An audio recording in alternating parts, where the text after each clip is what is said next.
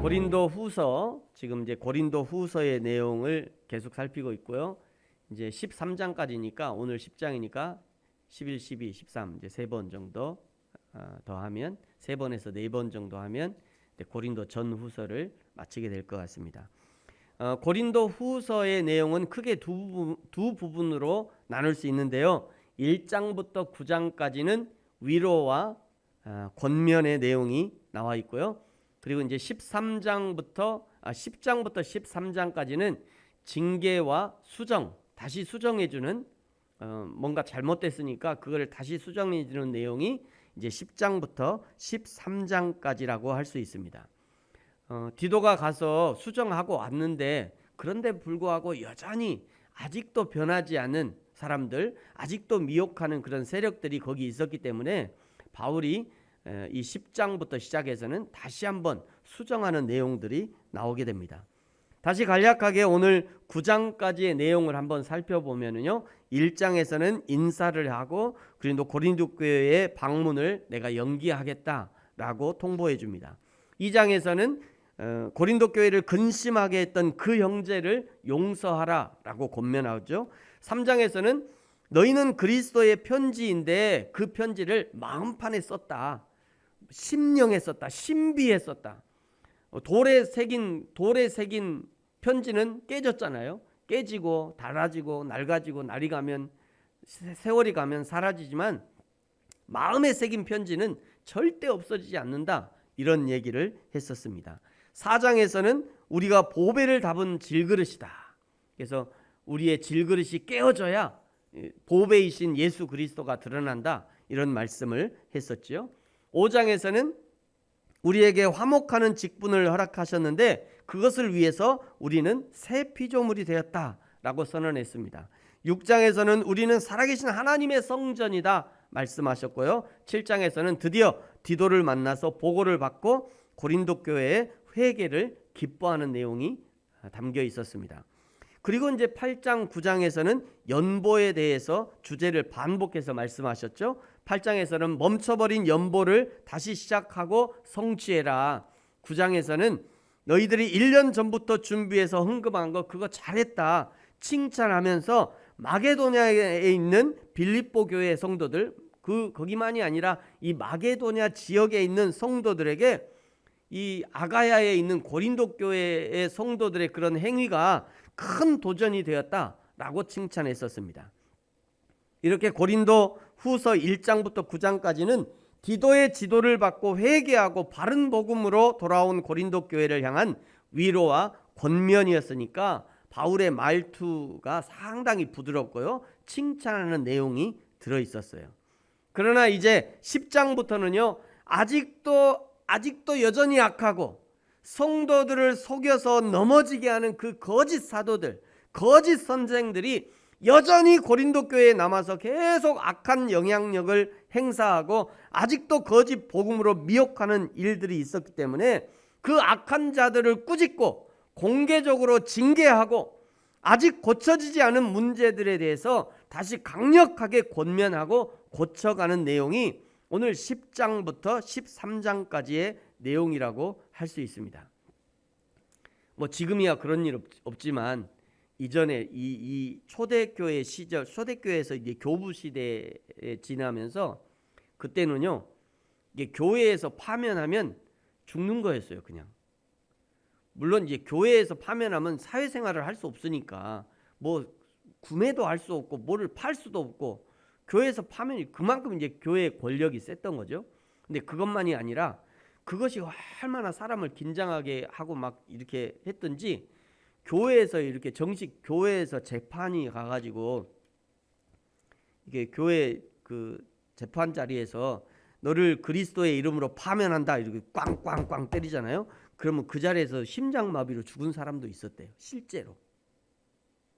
그러니까 그때는 교회의 그 권위라는 게 어마무시한 권위를 갖고 있었죠.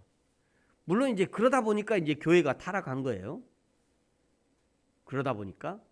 근데 어쨌든 그때는 이 교회의 징계라는 게 얼마나 무서웠던지. 근데 사실 지금도 우리는 좀 그런 어떤 하나님의 징계, 또 하나님의 심판 이런 것들 좀 무서워해야 되는데, 교회에서 뭐 징계하고 심판해도 뭐 이 교회에서 징계하면 저 교회 가고 뭐 교회 많으니까요. 이 교회에서 부담스러우면 저 교회 가고 뭐 이 목사님 말 안 들으면 저 목사님 가서 뭐 얘기하고 뭐 그게 좀 안타까워요. 그런 것이. 그런 게 안타까워. 그래서 이 교회의 어떤 권위들도 사실은 회복돼야 되고요. 우리 성도들의 교회를 향한 마음, 하나님을 향한 마음, 이 하나님의 말씀을 대하는 그런 태도들도 이전만큼은 아닐지라도 죄송합니다. 그 하나님의 말씀의 그런 엄중함 이런 것들이 좀 회복되면 좋겠다. 그런 마음도 제 마음 가운데 있습니다. 먼저 오늘 이제 10장인데요. 10장 1절과 2절은 바울이 왜 이런 강력한 권면을 하게 되었는지 그 배경을 설명하고 있어요. 자, 우리 1절을 같이 한번 읽겠습니다. 시작. 너희를 대면하면 유순하고 떠나 있으면 너희에 대하여 담대한 나 바울은 이제 그리스도의 온유와 관용으로 친히 너희를 권하고. 여러분 사실 이 말은요, 앞으로 이제 10절에 나오는 대적자들의 논리를 바울이 반대로 인용한 것이에요. 그러니까 10절의 대적자들이 뭐라고 했냐면 10절에 보니까 그들의 말이, 대적자들의 말이 이런 의미예요. 그들의 말이 그의 편지들은 무게가 있고 힘이 있으나 그가 몸으로 대할 때는 약하고 그 말도 시원하지 않다 하는도다. 우리가 보는 이 개역개정 성경은 상당히 유하게 표현하고 있는데 이 말은 바울을 매우 비하하고 인격을 모독하고 바울을 폄하하는 그런 말이었어요. 원래 히브리어의 느낌은요, 야, 저 바울 있잖아. 저 바울 저 사람은 멀리서 편지나 쓸 때나 그냥 큰 소리나 빵빵 치고 그러지. 야, 직접 우리가 보면 우리 앞에서는 찍소리 못해. 우리 앞에서는 아주 겁쟁이처럼 쫌생이 같아갖고, 응? 그 봐, 우리 앞에 보면 말도 못하잖아. 우리 앞에 서면 한마디도 못해. 이런 느낌의 말이에요. 비하하는 말. 이 정도면 저와 같은 범인은요, 이성을 잃고 덤벼들 것 같은데 그럼에도 불구하고 바울은 매우 평온하죠. 1절 후반절을 보세요. 이제 그리스도의 온유와 관용으로 친히 너희를 권한다. 왜 자신을 비방하고 욕하는 자들에 대해서 그리스도의 온유와 관용을 베푸는가? 왜 그러냐면 이전에 거짓 선지자들, 거짓 선생들에게 미혹되었던 사람들이 바울을 욕했지만 디도를 통해 그들이 회개하고 바른 신앙으로 돌아왔다는 것을 알았기 때문에 이미 돌아온 자들을 향해서는 온유와 관용을 베풀 수 있었던 거죠. 2절도 같은 의미로 말하고 있어요. 또한 우리를 육신에 따라 행하는 자로 여기는 자들에 대하여 내가 담대히 대하는 것 같이 너희와 함께 있을 때 나로 하여금 이 담대한 태도로 대하지 않게 하기를 구하노라. 제가 이 2절을 막 해석하려고 하는데 되게 어렵더라고요. 왜 그러냐? 담대하다라고 하는 이 말이 2번 반복되고요. 이게 되게 구조가 복잡하게 돼 있어요. 그런데 현대어 성경으로 읽으면 조금 더 쉽게 이거를 현대어 성경이 번역하고 있어요. 현대어 성경은 이렇게 번역해요. 우리 여러분 보이시면 같이 한번 읽겠습니다. 시작. 그래서 하는 부탁이지만 부디 내가 여러분에게 갈 때 엄하게 큰 소리를 내지 않도록 해주십시오. 그렇더라도 나는 내 행동이나 말이 단순히 보통 사람과 다를 것이 없다고 생각하는 자들에게는 단호하게 할 작정입니다. 네, 내가 여러분에게는 온유하게 하지만 나를 반대하고 또 나를 오해하는 사람들, 나를 인격적으로 비방하는 그 사람들에 대해서는 내가 아주 단호하게 하겠다. 이것이 이제 바울의 입장인 거죠. 그러나 여전히 여러분에게는 어떻게 하겠다고요? 내가 엄한 소리를 내지 않도록, 여러분에게 내가 큰 소리 내지 않도록 나를 위해서 기도해 주세요. 이런 의미인 거죠. 그러면서 먼저 싸움의 대상과 방법이 다를 것이라고 바울이 얘기합니다. 3절이에요. 여러분 우리 3절 같이 한번 읽을까요? 시작. 우리가 육신으로 행하나 육신에 따라 싸우지 아니하노니, 바울은요 진실을 왜곡하면서 자신을 대적하는 자들에게 육신을 따라 싸우지 않겠다라고 선언합니다. 교회도 성도들도 세상 안에 살지만 세상에서 벌어지는 여러 가지 문제와 싸움에 대해서 세상과 동일한 방법으로 맞대응해서는 안 되는 거예요. 육의 문제와 세상의 문제를 정확하게 구분해낼 만한 사람은 세상에 아무도 없습니다. 육의 문제 안에 영적인 문제가 포함되어 있고요, 영적인 문제는 육의 문제에 영향을 미치게 되어 있어요. 예를 들면 어떤 사람이 육신이 병들면요, 그 약함을 반드시 사단 마귀가 이용을 해가지고요 영적 침체로 끌고 들어갑니다. 뿐만 아니라 영적 침체를 경험한 사람은 반드시 육적 나른함, 피곤함, 의욕 상실 등을 경험하게 돼요. 반대로 몸이 건강한 사람은요, 활력이 있는 사람은 신앙생활, 교회생활도 열심히 할 수 있고요, 그럴수록 믿음이 더욱 담대해집니다. 덩달아서 육적 건강도 회복되는 것을 볼 수 있죠. 그래서 잠언 4장에 이런 말씀이 있어요. 여러분, 우리 잠언 4장 같이 한번 읽어볼까요? 시작. 내 아들아, 내 말에 주의하며 내가 말하는 것에 내 귀를 기울이라. 그것을 내 눈에서 떠나게 하지 말며 내 마음속에 지키라. 그것을 얻는 자에게 생명이 되며 그의 온 육체에 건강이 됨이니라. 아멘. 하나님의 말씀에 귀를 기울이고 그 말씀을 마음속에 지키고 간직하면 그 하나님의 말씀이 생명이 되고 육체의 건강이 된다는 거예요. 신기한 일이지만 그러나 너무나 당연한 일입니다. 왜냐하면 인간은 육적 존재이며 동시에 하나님의 영, 성령이 거하시는 영적 존재이기 때문이에요. 그러므로 그것이 영의 문제이든 육의 문제이든 어떤 문제가 발생하면 반드시 영적인 영역과 육적인 영역을 동시에 살필 수 있어야 해요. 여러분, 인생을 살다가 이렇게 혼란스러운 인생을 살다가 돈의 문제가 발생하면 당장 은행으로 달려가고요, 돈 끌어올 수 있는 곳이 있다면 여기저기 다 끌어와서 해결하려고 하고, 그렇게 정신없이 이곳저곳 쑤시고 다니다가 오히려 더 큰 일들이 발생하게 되죠. 돈 문제뿐만 아니라 사람의 문제도 마찬가지예요. 관계의 문제도 마찬가지죠. 당장 발등에 떨어진 발등에 불이 떨어지면 앞뒤 안 가리고 내 발등의 문제 해결하려고 이리저리 뛰어다니다가 더 큰 일들이 발생하는 거예요. 사람이 때로는 자신의 생각과 경험과 지식이 상당히 뛰어나다고 생각할 수 있지만, 그러나 사람은 한 치 앞도 알 수 없는 맹인과 같은 거예요. 그러니 우리 그리스도인들은 하나님을 의지하지 않고서는 단 한순간도 영적인 싸움을 이길 수 없는 것입니다. 그래서 바울이 고백하는 거예요. 여러분, 우리도 같이 한번 고백해 볼까요? 3절 시작. 우리가 육신으로 행하나 육신에 따라 싸우지 아니하노니. 아멘. 또 영적인 싸움은 그 목적과 내용도 달라야 된다 라고 말씀해요. 4절을 보세요. 우리의 싸우는 무기는 육신에 속한 것이 아니요 오직 어떠한 견고한 진도 무너뜨리는 하나님의 능력이라. 모든 이론을 무너뜨리고 하나님 아는 것을 대적하여 높아진 것을 다 무너뜨리고 모든 생각을 사로잡아 그리스도에게 복종하게 한다. 헛된 이론을 무너뜨리고 교만한 사상을 무너뜨리고 완고한 마음을 깨뜨리게 하는 것이 교회와 성도들이 감당해야 될 싸움이라는 거예요.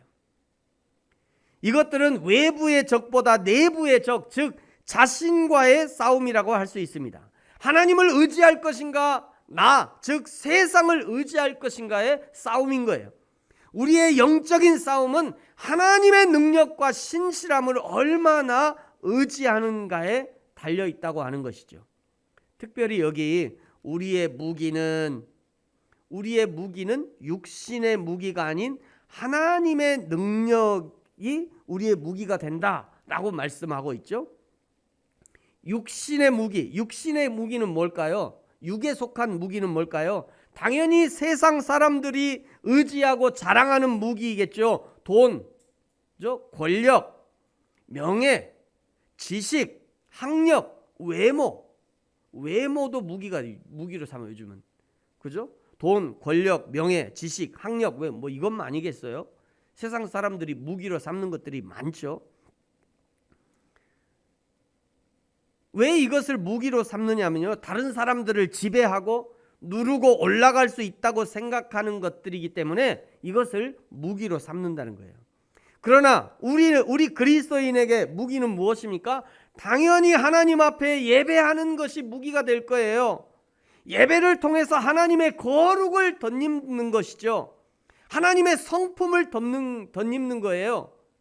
그러니까 우리에게, 그리스도인에게는 예배하는 것이 무기일 수 있습니다. 기도가 우리의 무기가 되는 거죠. 기도를 통해서 하나님의 마음을 소유하고 하나님의 손과 발이 되어서 하나님이 원하시는 대로 성령 하나님의 지도하심 따라 움직일 수 있는 무기를 장착하게 된다는 거예요. 찬양하는 것이 무기가 될 수 있습니다. 큰 소리로 찬양하고 믿음의 고백으로 서로 화답할 때 그것이 곧 나에게 영적인 힘을 공급하는 통로가 되는 거예요. 우리가 오늘도 찬양했습니다만 찬양의 가사들은 참 어쩌면 이렇게 시잖아요. 찬양이 그 시이기 때문에 그 시에는 아주 함축적인 단어들이 많이 포함되어 있죠. 그래서 찬양을 고백할 때 내 안에 숨겨있던, 내 안에 지금까지 내가 고백하고 싶었어도 고백하지 못했던 그런 마음이나 그런 감정들이 이 찬양의 가사들을 통해서 감정이 되는 거예요. 때로는 하나님이 나의 약함을 그 찬양의 가사들을 통해서 그 약함을 건드려요. 그러다가 하나님 앞에 눈물이 쏟아지기도 하고요. 하나님 앞에 어떤 사람은 회개가 되기도 하고 어떤 사람은 하나님 앞에 감사가 터지기도 하고 찬양하다가요. 그렇게 하나님 앞에 그런 어떤 작용들이, 그런 감정들이, 그런 내 심령의 변화들을 겪게 되면 그 다음에는요, 무서울 것이 없어지는 거예요. 그래서 이 찬양이 무기가 된다라고 말하는 것이죠. 사랑하는 성도 여러분, 저와 여러분이 세상이 의지하라고 하는 그 세상의 무기가 아니라 하나님이 주시는 영적 무기들을 장착하고 세상의 방법으로 싸우는 것이 아니라 하나님의 방법으로 싸워서 승리를 취하는 저와 여러분이 되어지기를 예수님의 이름으로 축복합니다. 우리 그런 의미에서 우리들의 무기는 육체가 아니요, 같이 한번 찬양하겠습니다. 우리 같이 한번 찬양할까요? 우리들의 무기는 육체가 아니요,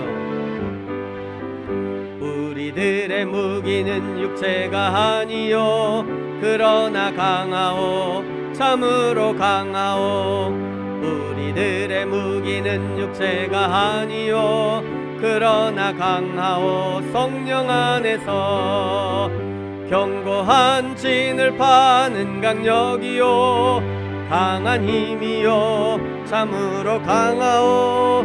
견고한 진을 파는 강력이요, 강한 힘이요, 다시 한번. 우리들의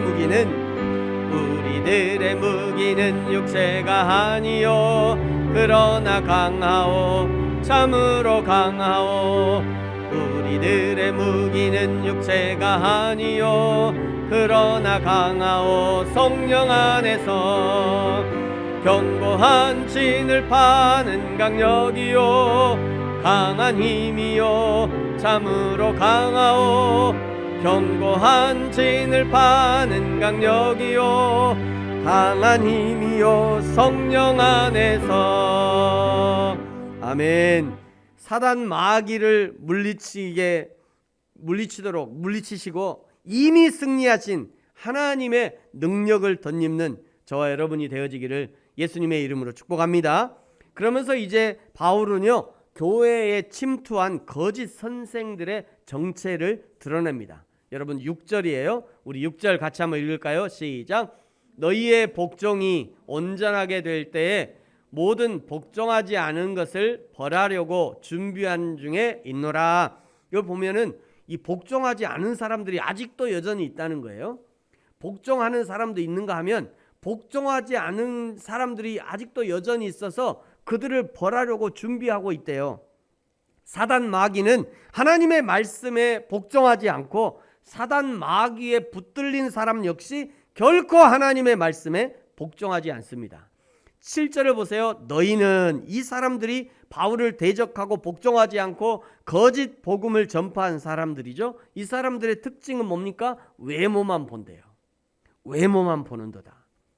이 사람들이 가짜이기 때문에, 이 바울을 대적하는 사람들이 가짜이기 때문에 이 사람들이 어떻게 행동하냐면 너희는 외모만 보는도다. 만일 사람이 자기가 그리스도에게 속한 줄을 믿을진데 자기가 그리스도에게 속한 것 같이 우리도 그러한 줄을 자기 속으로 다시 생각할 것이라. 자신이 정말 그리스도의 사람이면, 정말 하나님의 성령이 내주하시는 그리스도의 사람이라면 당연히 상대방의 안에 계신 성령님을 알아볼 것이라는 거죠. 반대로 말하면 너희가 가짜니까 바울을 향해서도 가짜다라고 말한다는 거예요. 8절을 보세요. 주께서 주신 권세는 너희를 무너뜨리려고 하신 것이 아니요 세우려고 하신 것이니 내가 이에 대하여 지나치게 자랑하여도 부끄럽지 아니하니라. 당연한 것이지만 하나님의 말씀과 권세는 성도들을 파괴시키는 것이 아닙니다. 이건 지난주에도 말씀드렸듯이 때로 하나님의 말씀이 부담이 되어 예배가 부담이 될 수 있습니다. 헌신하는 것이 부담이 될 수 있어요. 하나님의 말씀 앞에 나아갈 때 나의 심령과 골수를 찔러 쪼개는 것 같은 그런 고통이 있을 수도 있어요. 그러나 그것이 성도를 죽이기 위한 하나님의 칼이 아니라 성도의 상처를 꿰매고 고름찬 환부를 도려내는 하나님의 수술의 칼이라는 거예요. 하나님의 수술의 칼. 그것이 너무도 확실하기 때문에 바울 자신을 하나님이 그렇게 사용하신다는 것이 너무도 확신하기 때문에 오히려 지나치게 자랑하여도 부끄럽지 않대요. 바울이 9절에도 말씀하시죠. 이는 내가 편지들로 고린도 교회에 보낸 3권의 편지가 있었고 지금 고린도 후서 4번째 편지를 쓰고 있는 거죠. 이 편지들로 너희를 놀라게 하려는 것 같이 생각하지 않게 함이라. 편지를 받는 사람들은 강경한 바울의 이 입장에 놀라고 오해하고 때로는 미쳤다고 하는 사람들이 있지만 그러나 너희를 놀라게 하려는 것이 편지의 목적이 아니라는 것이죠. 그러면 편지의 목적이 무엇이었나요? 8절에 이미 말했잖아요. 세우려 하는 것이래요. 세우려 하는 것. 그러면서 바울을 반대하는 사람들이 어떻게 바울을 공격했는지 알려주죠. 10절입니다. 그들의 말이 아까 위에서도 봤죠. 그들의 말이 그의 편지들은 무게가 있고 힘이 있으나 그가 몸으로 대할 때는 약하고 그 말도 시원하지 않다 하니 위에서도 말씀드렸듯이 참으로 비열한 인신공격에 해당하는 거죠. 그러나 바울도 이런 부분은 이미 인정하는 부분이에요. 고린도후서 11장 6절에 보니까 내가 비록 말에는 부족하나 지식에는 그렇지 아니한다. 바울이 스스로 겸손하게 자신을 낮춰 말하는 것이죠. 그럼에도 불구하고 그 부분을 가지고 바울을 공격하는 사람들이 인신공격의 거리로 삼고 있는 겁니다. 이런 공격에 대해서 바울이 스스로 변호합니다. 11절을 보세요. 이런 사람은 우리가 떠나 있을 때 편지들로 말하는 것과 함께 있을 때 행하는 일이 같은 것임을 알지라. 야, 우리는 떠나 있으나 같이 있으나 편지를 쓰나 내가 직접 가서 말하나 우리는 똑같은 걸 말해. 이런 의미예요. 12절. 우리는 자기를 칭찬하는 어떤 자와 더불어 감히 짝하여 비교할 수 없노라. 그러나 그들이 자기로서 자기를 헤아리려고 자기로서 자기를 비교하니 지혜가 없도다. 인신공격하는 것이 아주 치졸한 공격 방법인데 메시지로 그 사람을 이길 수 없다면 그 다음에는 메신저를 공격한다는 거예요. 인신공격, 자격논쟁, 외모 비하 등등의 방법이 있는 거죠. 우리 대한민국 정치에도 흔히 등장하는 그런 공격 방법이잖아요. 온 나라의 언론과 미디어, 검찰들이 동일한 입장과 기사로 한 사람을 공격할 때 그때 한 발 뒤로 물러서서 무엇이 진실인지 따져볼 수 있어야 돼요. 그냥 언론과 검찰이 주장하는 것만 그대로 믿어서는 안 됩니다. 그래서 정치하는 사람들이 국민을 개와 돼지로 보는 거예요. 제 얘기 아닙니다. 정치하는 사람이 그런 얘기 했잖아요. 국민은 개, 돼지 같다고. 그래서 국민들은 한 100만 원 정도 재난지원금 딱 들려주면 찍소리 안 하고 가만히 있는다는 거예요. 국민들한테 100만 원 딱 재난지원금 지어주고 자기들은 뒤에서 막 요즘은 아주 1000억대, 2000억, 3000억 이렇게 가져가요. 여러분, 그래서 국민들이 정신을 차려야 됩니다. 지금 누가 공격당하고 있는지를 보십시오. 무엇이 진실인지 스스로 찾아볼 수 있어야 돼요. 세상도 마찬가지고 성경도 마찬가지예요. 성경도 얘기하잖아요. 이것이 그러한가 하여 스스로 상고했다. 인신공격에도 불구하고 바울은 그들의 공격과 속임에 넘어지지 않습니다. 13절을 보세요. 그러나 우리는 분수 이상의 자랑을 하지 않고 오직 하나님이 우리에게 나누어 주신 그 범위의 한계를 따라 하노니 곧 너희에게까지 이른 것이라. 거짓 교사들의 정치 공세 또 인신 공격에도 바울이 자신의 감정을 폭발시키지 않습니다. 아주 냉정하게 말하죠. 우리는 분수 이상의 자랑을 하지 않겠다. 우리에게 나누어 주신 그 범위의 한계를 따라가겠다. 이것이 바울의 실력이었죠. 이것이 복음의 은혜를 받은 자의 바른 모습이라고 할 수 있습니다. 요즘에 이런 거를 뭐라고 그러죠? 자기 분수에 맞춰서 잘 생활하는 거 생각나요, 여러분? 젊은이들 요즘에 이런 말 있죠. 낄끼빠빠. 낄끼빠빠. 여러분 모르시죠? 낄 때 끼고 빠질 때 빠진다, 이런 의미래요. 낄끼빠빠. 자기가 어느 자리에서 나서야 할지, 어떤 자리에서는 빠져야 할지 자신의 위치를 잘 알고 상황에 맞게 행동하라는 것이죠. 그것도 실력이라는 거예요. 그런 판단을 할 수 있는 것도 하나님의 은혜라는 것입니다. 하나님의 은혜라는 거예요. 그런 판단을 할 수 있는 것도. 이게 하나님의 은혜가 없으면요, 자기 잘난 맛에 오만 곳에 다 끼어요. 하여튼 사진만 들이대면 다 사진, 자기가 중앙 센터에 딱 사진 찍으려고 그러고. 이게 은혜가 없는 사람인 거예요. 참 말도 잘 만들었다 생각하지만 참 저런 은혜가 우리에게 있어야겠다라는 생각도 합니다. 사랑하는 성도 여러분, 저와 여러분도 나의 분수를 잘 알고 하나님이 나에게 주신 믿음의 분량, 하나님과 교회 앞에서 나의 위치와 한계를 잘 파악하고 넘치지 않게 말하고 행동하는, 그렇다고 해서 어떤 일에 도전하지 말라 이런 거 아닙니다. 자기의 분수를 잘 알고 파악하고 그야말로 낄끼빠빠. 그래서 하나님과 사람에게 사랑받고 인정받는 저와 여러분이 되어지기를 예수님의 이름으로 축복합니다.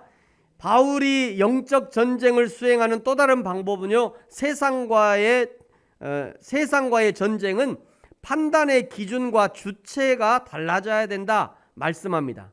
여러분 15절을 보십시오. 15절에 보니까 우리는 남의 수고를 가지고 분수 이상의 자랑을 하는 것이 아니라 오직 너희 믿음이 자랄수록 우리의 규범을 따라 너희 가운데서 더욱 풍성하여지기를 바라노라. 16절 이는 남의 규범으로 이루어 놓은 것으로 자랑하지 아니하고 너희 지역을 넘어 복음을 전하려 함이라. 바울이 행하는 유일한 규칙은 뭐냐면 우리의 규범을 따라요. 즉 성경의 원리와 원칙을 따른다는 것이에요. 바울의 유일한 관심은 어떻게 더 많은 사람들에게 복음을 전달할까였어요. 어떻게 고린도의 성도들에게 하나님의 은혜를 전달할까? 하나님의 복음을 전달할까? 어떻게 고린도를 넘어 나중에는 로마에까지 가서 복음을 전할까? 그 다음에는 당시에 땅끝으로 알고 있었던 저 스페인에까지 가서 어떻게 복음을 전할까? 그것이 온통 바울의 관심이었어요. 왜 그러냐면 그래야 예수님이 오신다고 얘기했잖아요.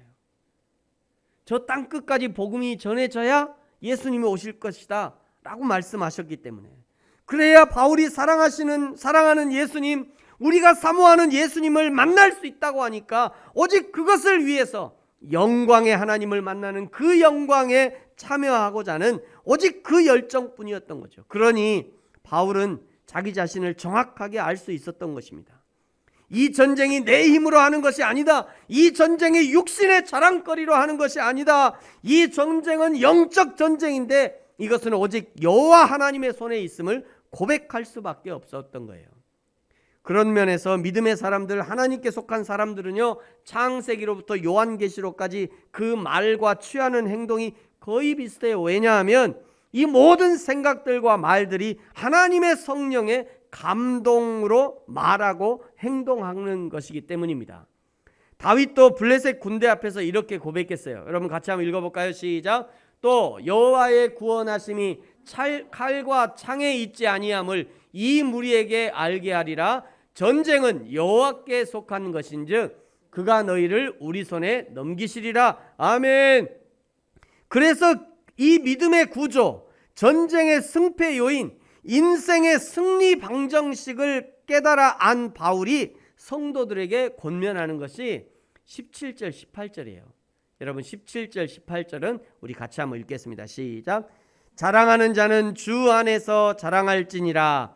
옳다 인정함을 받은 자는 자기를 칭찬하는 자가 아니요 오직 주께서 칭찬하시는 자니라. 아멘. 사랑하는 성도 여러분, 하나님은 우리의 좋은 아버지가 되십니다. 그러니 그 아버지를 자랑하는 것이 마땅한 거죠.